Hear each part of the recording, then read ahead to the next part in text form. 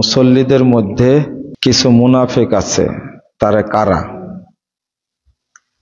2 নম্বর প্রশ্ন, সালাত কবুল না হওয়ার কারণ কি? আচ্ছা, আমি সাধারণত বক্তব্যের মধ্যে বলে থাকি বা কোনো মসজিদে সালাত আদায় করলেও বলে থাকি।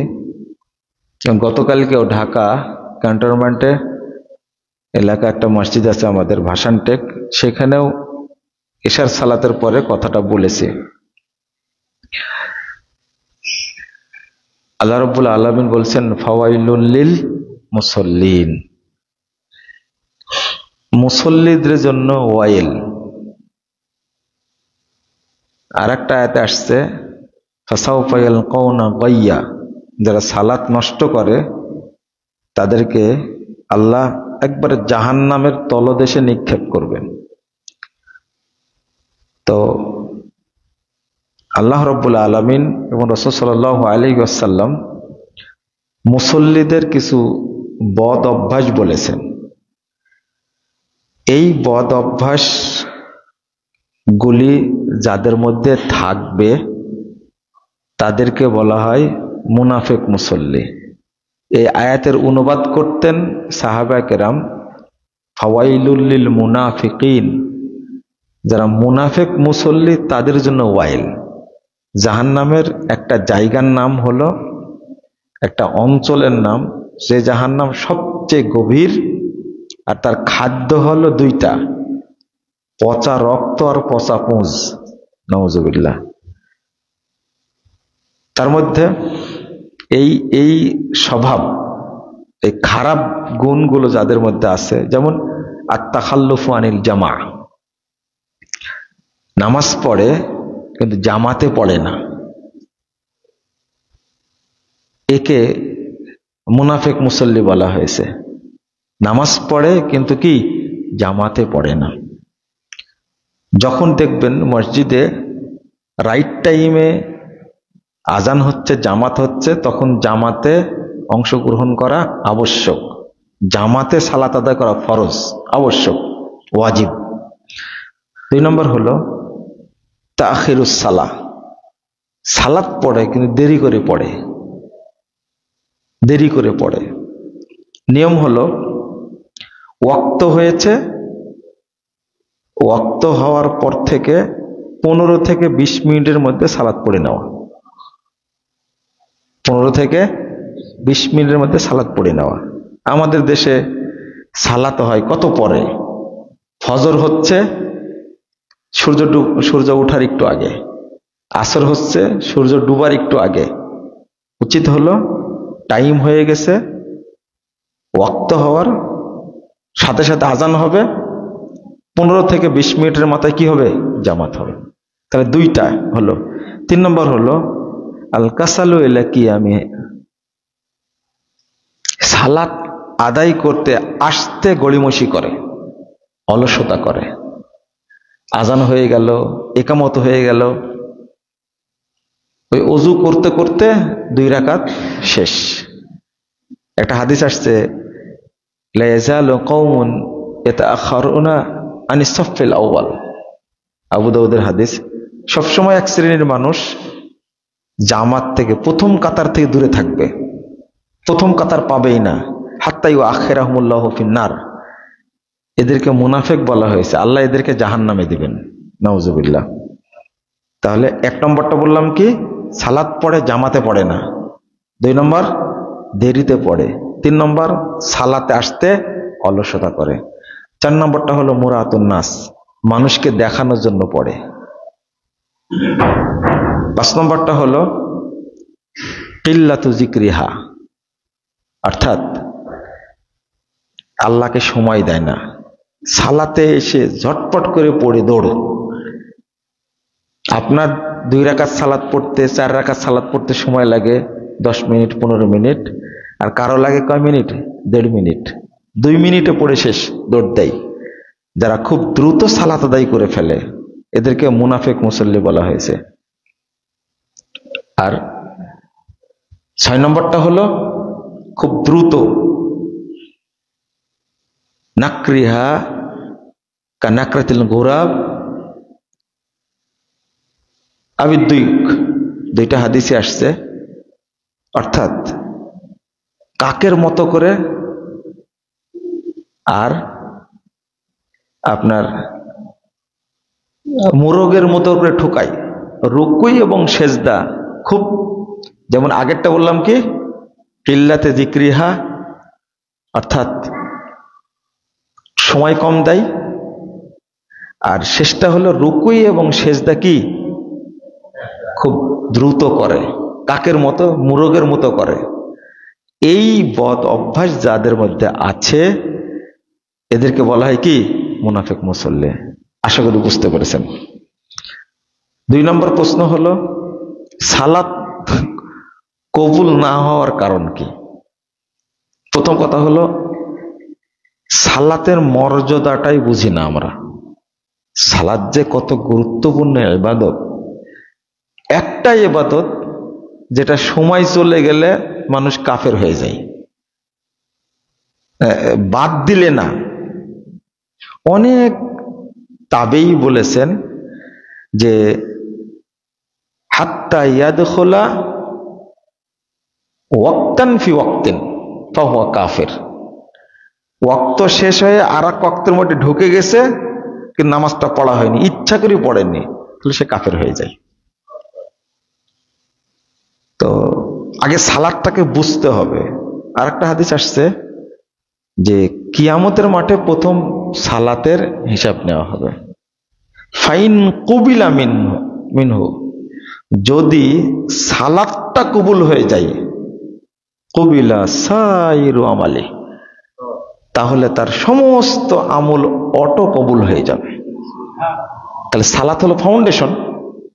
তাহলে সালাতের ব্যাপারে আমরা যত উদাসীন, যেমন আমার শরীরের ব্যাপারে আমি খুব সচেতন, আমি ফজরে উঠবো, 4 কিলোমিটার হাঁটবো, ওষুধ ঠিক মতো খাই কিনা বা কি খাচ্ছি, ভাত খাওয়া যাবে না, সকালে চিয়াসিড খাবো, দুপুরে 1 পুট ভাত খাবো, রাত্রিতে কিছু খাবো না, সবজি খাবো, কি কি খাওয়া যাবে না, শারীরিক ফিটনেসের জন্য আমি সব কিছু করছি, কিন্তু ইবাদতের ফিটনেসের জন্য কিছুই করি না।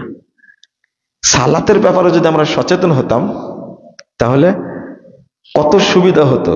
শুধু সালাত কবুল হলে অন্য সব আমল কি হয়ে যাবে, কবুল হয়ে যাবে। ওয়াইন রুদ্দা, যে সালাত যদি বাতিল হয়ে যায়, রুদ্দা আলাইহি সাইরু আমালে, তাহলে তার সমস্ত আমলকে বাতিল করে দেওয়া হবে। তাহলে সালাতটা আগে দেখতে হবে। 2 নম্বরটা হলো যে সালাতটা আল্লাহর কাছে কবুল হলে আমার মাধ্যমে মিথ্যা কথা, হারাম খাওয়া, জেনা করা, দুর্নীতি করা, মানুষকে মারা, সন্ত্রাসী কার্যক্রম করা কোনোটাই আমার দ্বারা হবে না। আল্লাহ নিজে বলছেন ওয়াকিমিস সালাহ ইন্নাস সালাতা তানহা আনিল ফাহশাই ওয়াল মুনকার। সালাত যদি কেউ আদায় করে তাহলে তাকে যাবতীয় অন্যায় ফাহিশা কাজ থেকে সালাতেই বাধা দেবে। যখন দেখবেন আমি নামাজ পড়ছি কিন্তু মিথ্যা কথা ছাড়ছি না, আমি নামাজ পড়ছি সুদ খাওয়া ছাড়ছি না, আমি নামাজ পড়ছি ঘুষ খাওয়া ছাড়ছি না, আমি নামাজ পড়ছি পর্দা করা করছি না, এইরকম কাজ থাকলে বুঝতে হবে আমি তাজা মুনাফিক মুসল্লি, আমি একটা মুনাফিক মুসল্লি। এই পাপগুলোকে পরোয়াই করি না, একে রাসূল সাল্লাল্লাহু আলাইহি ওয়াসাল্লাম মুনাফিক বলেছেন। যে পাপকে পরোয়া করে না, হালকা মনে করে, এ মুনাফিক। তাহলে মিথ্যা কথা কাবিরা গুনাহ, জেনা করা কাবিরা গুনাহ, গালি দেওয়া কাবিরা গুনাহ, সুদ খাওয়া কাবিরা গুনাহ, ঘুষ খাওয়া কাবিরা গুনাহ। একজন ব্যক্তি পাসপোর্ট অফিসে বসে কত দুর্নীতি করছে, সচিবালয়ে বসে, সরকারি কর্মকর্তা, কাস্টমসে, ভূমি অফিসে বসে বসে হাজার হাজার কোটি টাকা দুর্নীতি করছে, নামাজও পড়ছে এরা। তাহলে কি মুসল্লি এরা? মুনাফিক মুসল্লি এরা। তাহলে 2টা উপকার, একটা হলো সালাতে যত্নশীল হলে, সালাত কবুল হলে আল্লাহ সব আমল অটো কবুল করবেন। আর 2 নম্বরটা হলো সালাত যদি কবুল হয় আমার দ্বারা কোনো অন্যায় কাজ সংগঠিত হবে না। অটো বুঝবেন যে আমি মুনাফিক মুসল্লি। কেন বুঝবেন?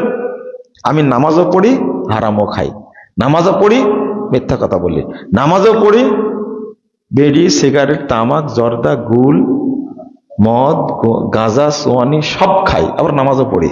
তাহলে বুঝতে হবে কি, এই নামাজ কোনো কাজে লাগবে না, এ হলো মুনাফিকের নামাজ। এটা স্পষ্ট। জাযাকুমুল্লাহ খায়র। আপনাদের কোনো প্রশ্ন আছে? হ্যাঁ বলেন, আপনি বলেন। বসেন।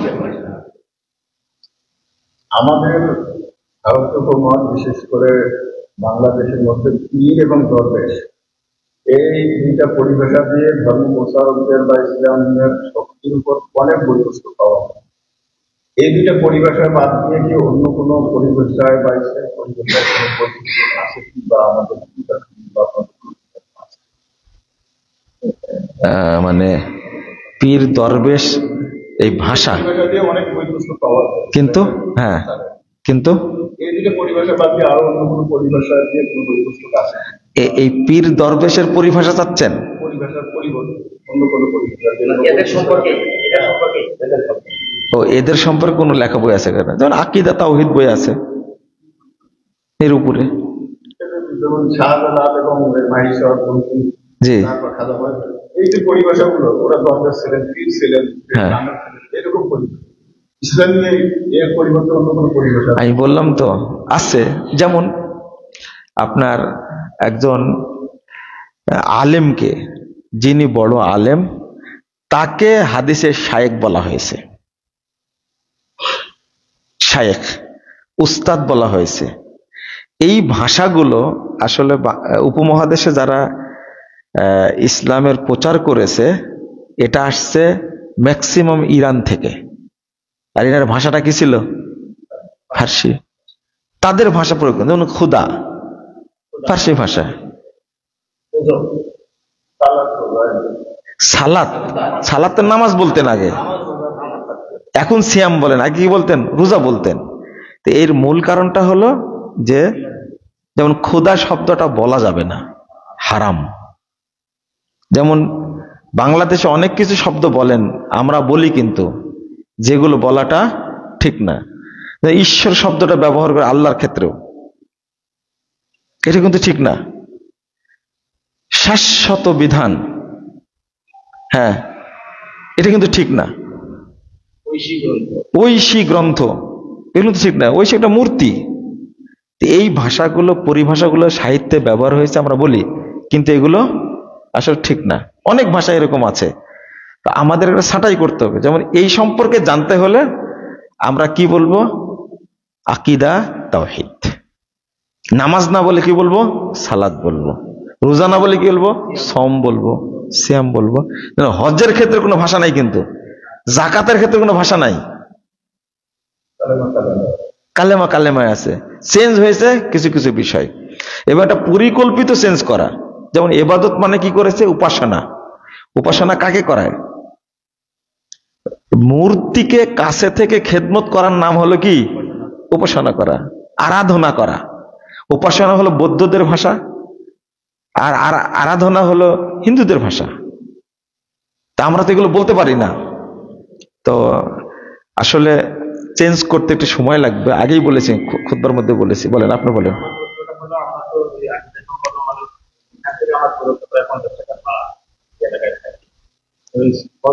দেখা যাচ্ছে যে 15 বা 20 এরকম করেছে, করা যায় না। আমরা জামাতটাও তো দেখাতে পারি না। আসলে অনুরোধ মূল দিক থেকে একটা শান্তি এরা পায় না, মানে বর্তমানের মধ্যেও চলাচল করতে। আচ্ছা আচ্ছা, এখন আপনাকে স্পষ্ট বলি, এই প্রশ্নের উত্তর সব জায়গায় দিতে হয়। গতকালকেও দিয়েছি। আগে একটা মূলনীতি বুঝতে হবে আপনাকে। একটা হলো যে সালাত জামাতে হচ্ছে, কিন্তু হচ্ছে কয়টায়? আসরের সালাতটার আজান হচ্ছে 3:19, 3:19 ওয়াক্ত হচ্ছে। সেই সালাতটা পড়ছে আমরা কি 5টায়, তাই না? 5টায় পড়ছি। এই সালাত জামাতেও পড়া যাবে না, কারণ দেরিতে সালাত আদায় করলে যত বড়ই জামাত হোক, এটাকে জামাতই বলা হয়নি, এটা মৃত্যু সালাত বলা হয়েছে। ইউমিতুনাস সালাহ, সালাতকে মেরে ফেলে দিয়েছে। তাহলে আপনার উপরে করণীয় হলো আপনি একাই সালাদটা পড়ে নেবেন। হাদিস আসছে 3601 নম্বর হাদিস মুসনাদ আহমদের মধ্যে আসছে, সাতুদরিকুন আকওয়ামা ইউসাল্লুনা সলাতা বিগাইরি ওয়াক্তিহা। খুব তাড়াতাড়ি তোমরা অনেক দল পাবে যারা সালাত দেরি করে শেষ ওয়াক্তে পড়বে। ফাসাল্লু ফি বুয়ুতিকুম ফিল ওয়াক্তিল্লাযী তারিফুন। তখন তোমরা তোমাদের সালাত বাড়িতে পড়ো। তা আউয়াল ওয়াক্তে পড়ার জন্য রাসূল সাল্লাল্লাহু আলাইহি ওয়াসাল্লাম অনুমতি দিয়েছেন, বাড়িতে পড়ো, ওরা দেরিতে পড়ুক। এজন্য ইবনু মাসউদ রাদিয়াল্লাহু আনহু ওই জামাতে পরে সালাত আদায় করলে ওটা জামাতই বলেননি, তুমি একাই পড়ছো এটাই জামাত। এক। 2 নম্বর বিষয় হলো, আপনি যখন ফজর বা আসর সালাত জামাতে পড়তে যাচ্ছেন তাদের সাথে, খেয়াল করেন তো আপনার জানা আছে এই ইমামের আকীদা হলো আল্লাহ সর্বত্র বিরাজমান। এখানে একটু কথা বলে নেই, মানে আবার তাদের জিকির করে বা যে মানে তাদেরও সমস্যা। আমি বলি, তাদের আকীদা আল্লাহ সর্বত্র বিরাজমান, আল্লাহ নিরাকার। তাদের আকীদা নবী হায়াতুন নবী, নবী মরেনি। তাদের আকীদা নবী গায়েব জানতেন। এই যে আকীদা, যেটা এই ধরনের আকীদায় যারা বিশ্বাসী তাদের পিছনে কিয়ামত পর্যন্ত নামাজ পড়লে নামাজ হবে না, নামাজ বাতিল হয়ে যাবে। এই প্রশ্নটা জিজ্ঞেস করে নবী নূরের তৈরি নূর নবী, যে যারা এই বিশ্বাস করে এরা হলো কুফুরি আকীদা, এদের পিছনে সালাত হবে না। তো ওদের পিছনে সালাত জামাতে পড়লে তো সালাত বাতিল, এটা আপনাকে আগে বুঝতে হবে। যেমন ইমাম ইবনে বাজকে প্রশ্ন করা হয়েছিল, মাইয়া আতাকিদু আন্নাল্লাহ ফি কুল্লি মাকান হাল ইউসাল্লা খলফা। যে ব্যক্তি বিশ্বাস করে আল্লাহ সর্বত্র বিরাজমান, তার পিছনে কি সালাত পড়া যাবে? তিনি উত্তর দিচ্ছেন, মাইয়া আতাকিদু আন্নাল্লাহ ফি কুল্লি মাকান ফাহুয়া যাল্লুন মুদিল্লুন কাফিরুন। সে পথভ্রষ্ট, সে মানুষকে পথভ্রষ্ট করে, সে কাফের। লা ইউসাল্লা খলফা ওয়ালা ইউত্তাখাযু ইমামা। তার পিছনে সালাত হবে না, তাকে ইমাম বানানো যাবে না। বাল ইয়াজিবু আলাল মাসউলিন, বরং মসজিদের যারা দায়িত্বশীল তাদের উপরে ওয়াজিব হলো আইয়ুবাইদুহু, ওই ইমামকে যেন তারা বিতাড়িত করে। ওয়াইস্তাব, বলা হবে তওবা করো, ইনতাবা, তওবা করলে ভালো। ওয়াইল্লা কুতিল আলা ওয়ালির আমর, এই তওবা না করে আকীদার লোক, তাকে হত্যা করতে হবে। দায়িত্ব হলো সরকারের। তাহলে এইরকম একটা অপরাধী লোকের পিছনে আপনি সালাত পড়ার জন্য এত ব্যাকুল কেন, এটা আমার প্রশ্ন। শুধু তাই না, তাদের আকীদা হলো যারা বলে নবী নূরে মাটির তৈরি, তারা কাফের না। যারা বলে নবী মাটির তৈরি, তারা কাফের। নাউজুবিল্লাহ, নাউজুবিল্লাহ, তাদের ফতোয়া। আর একটা বিষয় হলো, তাদের বিশ্বাস হলো আহলে হাদিসদের যে মসজিদ আছে সব মসজিদ বন্ধ করে দিতে হবে। পুরা দিচ্ছে না বহু জায়গায়। এই যে গত কয়েকদিন আগে ময়মনসিংহে মুক্তাগাছ একটা মাদ্রাসা একবার মসজিদ ভেঙ্গে চুরমার করে দিয়েছে। ব্রাহ্মণবাড়িয়া, যেখানে এই দেওবন্দীদের ঘাঁটি, ওই জায়গা পর্যন্ত মসজিদের মুসল্লিদেরকে যেভাবে মারপিট করেছে, মসজিদ করতেই দেন এখন পর্যন্ত। ওদের পিছনে নামাজ পড়েন আপনার আমার তো শরম থাকার দরকার, যারা আমাদের কাফের মনে করে। আশা করি বুঝতে পেরেছেন। বলেন।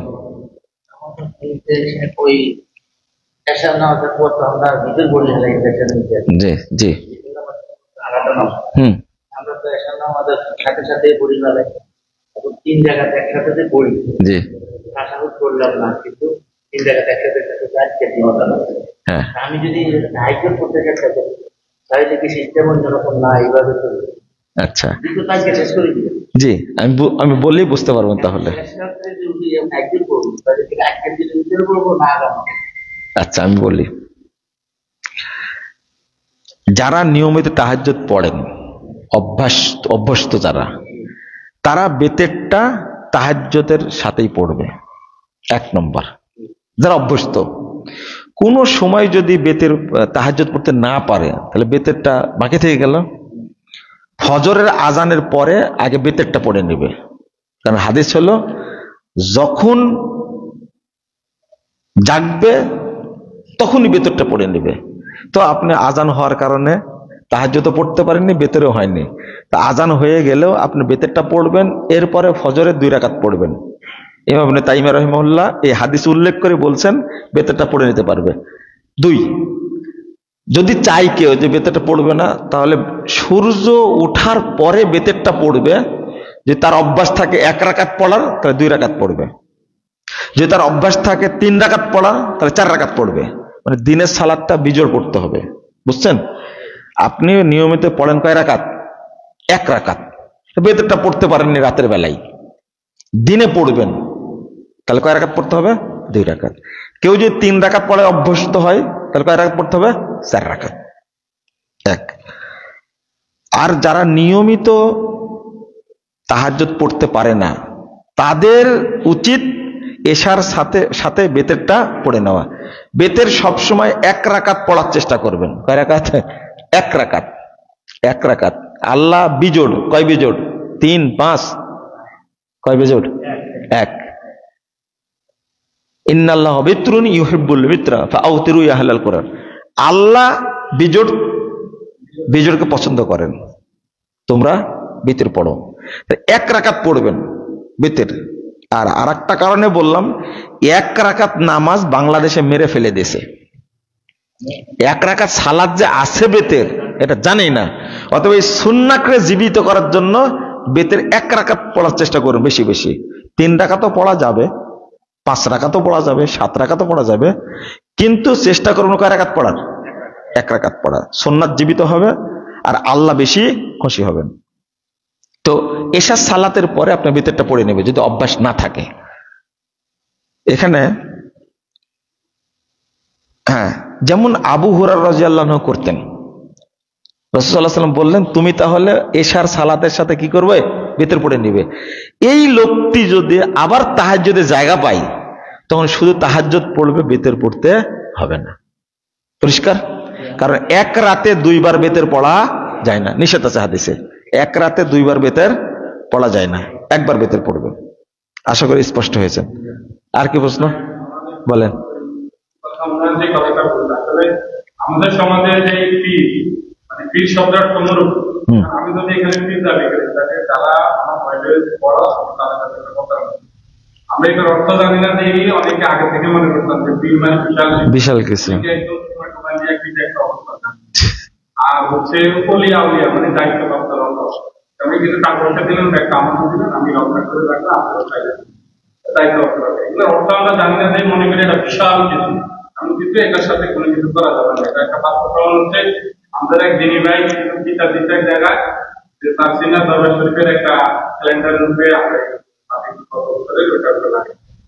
মুদ্রা হয়ে গেছে, কাপড় হয়ে গেছে, এটা লাগাইতে কেন ওই যে পীরের প্রতি এই যেটার কারণে। আর আমি আপনার সাথে একটা কথা বলার জন্য, যে আপনি নভেম্বরে একটা একটা মহাসমাবেশের আয়োজন, এখানে আমাদের বাংলাদেশের 4 কোটি বা 4 কোটি আছেন। ওনাদের জন্য আমাদের 65 জেলায় হাসপাতাল করা যাবে কিনা, এটা নিয়ে যদি চিন্তা করেন, আমাদের দিনী ভাইদের জন্য চিকিৎসার জন্য, এবং আমাদের জন্য ইসলামিক ব্যাংকিং ব্যবস্থা করা যায় কিনা, যেহেতু আমাদের এই পরামর্শগুলো যদি এখানে আলোচনা করেন, বিশেষ করে যদি আমাদের 65 জেলা যদি হাসপাতাল করা যায়, আমাদের ভাইটা উপকৃত হবে। কারণ আমাদের বর্তমানে আরেকটা দেখলাম সালাফিয়া অ্যাসোসিয়েশন, আমাদের মসজিদগুলা ভালো হইলে বা ওনারা ইয়ে করে, তাহলে আমাদের হাসপাতাল থেকে ওনাদেরকে বিভিন্ন সহযোগিতা করা যাবে। কারণ আমাদের দিনী ভাইদের অর্থ ব্যয়টা আরো কমে আসবে, কারণ আমাদের অনেক ডাক্তার ভাই আছেন যারা সালাফিয়া বাকিটা। এটা হচ্ছে আমি তো অত বড় জায়গায় দিতে পারবো না, আপনার মাধ্যমে আমার। আচ্ছা, ভালো, আপনার পরিকল্পনা ভালো, আলহামদুলিল্লাহ। প্রথমত, আমরা মুখে প্রচার কম করি। বিশেষ করে আমি যে কাজটা করতে পারবো সেইটা নিয়ে মানে মানুষকে বলতে পারি, কিন্তু বিশাল কিছু স্বপ্ন দেখায়া কিছুই করতে পারলাম না, এই কাজটা আমার অভ্যাস না। এরপরেও বলি, আমাদের জমিয়ত আহলে হাদিসের একটা ফান্ডের নাম জমিয়ত কল্যাণ ফান্ড। এই ফান্ডটা গঠন করা হয়েছে এই কাজগুলো করার জন্য। দোয়া করেন আল্লাহ যেন কবুল করে। আমরা যে কাজটা করছি সেটা হলো, আমাদের মাস্কো গ্রুপের চেয়ারম্যান, উনি হলেন এর স্বপ্নদ্রষ্টা, উদ্যোগী। তিনি স্বপ্ন দেখেছেন যে প্রতি মাসে একজন ব্যক্তি নিম্নে 100 টাকা দিবে, এবং এটা যত শুধু আহলুল হাদিস যারা আছে তারা সর্বোচ্চ যে যত দেয়, কেউ 20,000 দেয়, কেউ 30,000 দেয়, কেউ 10,000, 5,000, 3,000, 2,000, 500, কিন্তু ওনার দাবি কয় টাকা? 100 টাকা দিবেন, যদি উনি আহলে হাদিস হন, মহব্বত থাকে, সবাইকে এর সাথে অ্যাড করতে হবে। এবং এটা করা হয়েছে, আপনার একটা অ্যাপস করা হয়েছে, উনি প্রতি মাসে এটা পেড করবেন, যার যতটুকু প্রতি মাসে দিয়ে যাবেন। তাতে যে ফান্ডটা তৈরি হবে, এই ফান্ডটার দ্বারা আমরা এই কাজগুলো করব। আমরা এখনো ঘোষণা দেইনি, তবে লিখিত আছে, এটা লিখিত আছে যে আমরা হাসপাতাল করব, 2 নম্বর মেডিকেল কলেজ করব, 3 নম্বর কিছু শহর কেন্দ্রিক ক্লিনিক করবে, এটা হলো জেলা কেন্দ্রিক, শহর কেন্দ্রিক, এটা একটা।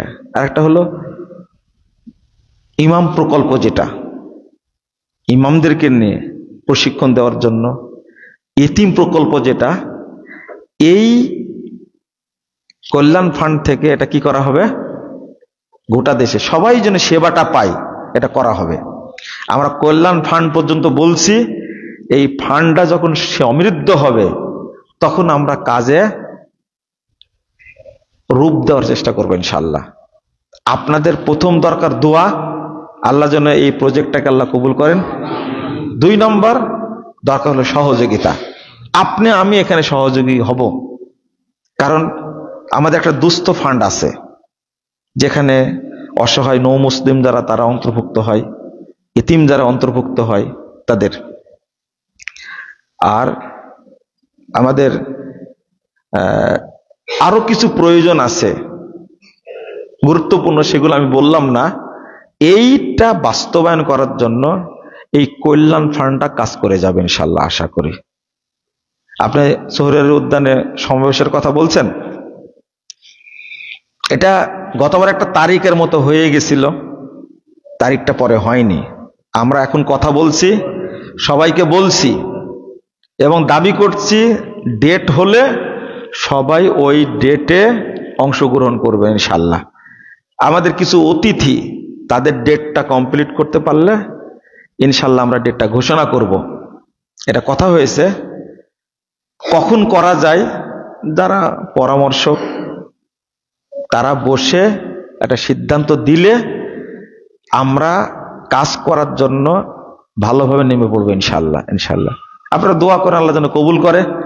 আর দ্বিতীয় দোয়া করবেন, সবাই যেন ঐক্যবদ্ধভাবে এই কনফারেন্সটাকে যেন বাস্তবায়ন করে, এটা চাই। জাযাকুমুল্লাহ খায়রান। শেষ করি তাহলে, আর না বলি। ও হ্যাঁ, শেষ প্রশ্ন। আমরা ছোটবেলায় থেকে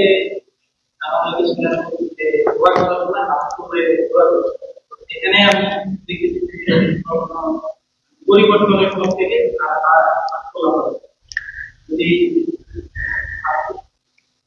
আমি কি হাতগুলো দোয়া করতে পারবো?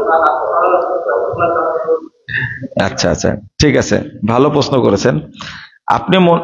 বলছেন হয়তোবা যে বাংলাদেশে যে পদ্ধতিটা আছে, সালাতের পরে বা সম্মেলনের পরে সবাই মিলে কি হাত তুলে দোয়া করা, মুনাজাত যেটা বলে।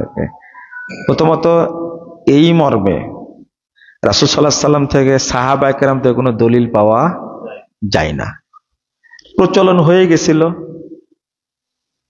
এটা দলিল নাই, ছেড়ে দিয়েছে। এখন হাটহাজারী মাদ্রাসা, একটা বড় মাদ্রাসা, বাংলাদেশের সবচেয়ে বড় মাদ্রাসা হাটহাজারী, সেখানেও কিন্তু মুনাজাত হয় না, তারাও জানে এর কোনো দলিল নাই। 2 নম্বর কথা হলো, এই যে আপনি দোয়া করতে পারবেন কিনা। আমি আজকে কয়েকজনকে দেখলাম দোয়া করছে, মাশাআল্লাহ, এটা তো ভালো। আপনি যে কোনো সালাতের পর বা যে কোনো টাইমে নিজেই হাত তুলে দোয়া করবেন, নিজের কথাটা নিজে আল্লাহকে বলবেন। এটার অনেক হাদিস আছে, শুধু সহিহ বুখারীতেই প্রায় 32টা হাদিস আসছে একাকী হাত তুলে দোয়া করার কথা। এবং হাদিসটা কত, রাসূল সাল্লাল্লাহু আলাইহি ওয়াসাল্লাম বলেছেন, ইন্নাল্লাহা হাইয়ুন কারীমুন ইযা রাফাআল আবদু ইয়াদাইহি। যখন কোনো বান্দা হাত তোলেন তখন আল্লাহ এত লজ্জাবোধ করেন, আল্লাহ লজ্জাশীল, আল্লাহ তখন খালি হাত তাকে ফেরত দেন না। তা আপনি একাকী হাত তুলে দোয়া করবেন। আপনার সমস্যা তার আমি জানি না, জানি? আপনি জানেন, আর কে জানবে? আল্লাহ। আপনি বলেন আপনি কি চাচ্ছেন।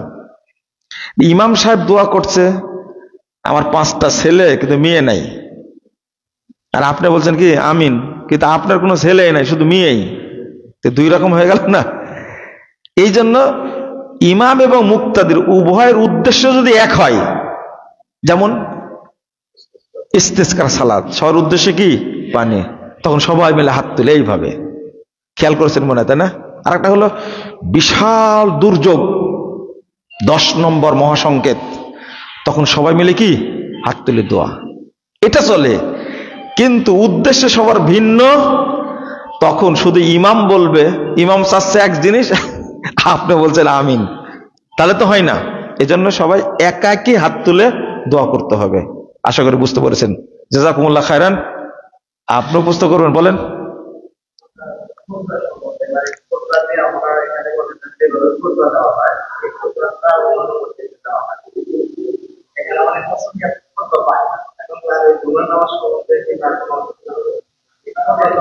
আমি এই কথাটা বলতে চেয়েছিলাম মুসল্লিদেরকে, কিন্তু আমি ভুলে গেছি, সালাম ফেরানোর পরে ভুলে গেছি কথাটা বলতে। একটা হাদিস আসছে, যারা সকাল সকাল মসজিদে আসবে জুমার দিনে, আল্লাহ রাব্বুল আলামিন তাদেরকে জান্নাত দান করবেন। হাদিসের সনদ সহিহ। এক, অন্তত ইমাম মেম্বারে বসার আগে আসতে হবে, মেম্বারে বসার আগে আসতে হবে।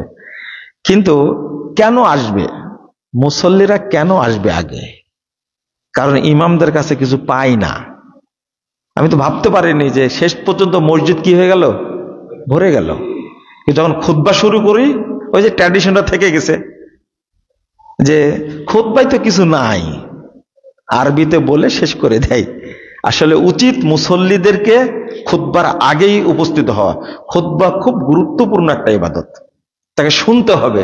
এবং হাদিসে আসছে সবাই যেন ইমামের দিকে মুখ করে খুতবাটা শোনে। এবং আমাদের ইমাম যে খুতবা দেয়, এই খুতবা তো কেউ বুঝেই না, প্রথমত আরবিতে বলে, আর এইটা মানুষ বুঝে না, খুতবার আগে 1 ঘন্টা আবার মারে এমনিতেই। মানে বেদাতের উপরে বেদাত, মরার উপরে খাড়ার ঘা, একটা কথা আছে না? হ্যাঁ, মরে গেছে তাও জবাই করছে, বিষয়টা এইরকম হয়ে গেছে। তো এই প্রচলিত খুতবা চালু থাকার কারণে মুসল্লিরা গুরুত্ব বুঝে না। আশা করি আপনারা বুঝতে পারছেন বিষয়টা। আগেই চলে আসতে হবে খুতবা শোনার জন্য। খুতবা একটা সাপ্তাহিক মানুষের ইমানের খোরাক। খুতবাটা হলো সাপ্তাহিক খোরাক, যেটা বাংলাদেশে পায় না। ওই যে একজন ব্যারিস্টার বলে দিছে না, যে খুতবা শুনতে কেন যাব আপনার কাছে, আপনার তো এলেম নাই। এবং নাই এলেম, সত্য কথা, উনি 100% সঠিক বলেছেন। কি দিবে? এবং তিনি বলছেন যে আমরা আমেরিকা লন্ডনে খুতবা শুনেছি, একজন বিজ্ঞ আলেম তারা বক্তব্য তোমরা শুনছি, কিন্তু আপনার কাছে কিছু পাই না। বুগদাদি কায়দা পড়ে খুতবা দিলে কি শিখবে বলেন তো দেখে? কোরআন হাদিস পড়াশোনা করে তারপরে আসতে হবে। আশা করি বুঝছেন। আগামী দিন থেকে আপনারা খুতবার আগে চলে আসবেন ইনশাআল্লাহ। আল্লাহ কবুল করুক। বারাকাল্লাহু ফিকুম। সুবহানাক আল্লাহুম্মা বিহামদিক, আশহাদু আল্লা ইলাহা ইল্লা আনতা আস্তাগফিরুকা ওয়া আতুবু ইলাইকা। আসসালামু আলাইকুম ওয়া রাহমাতুল্লাহ।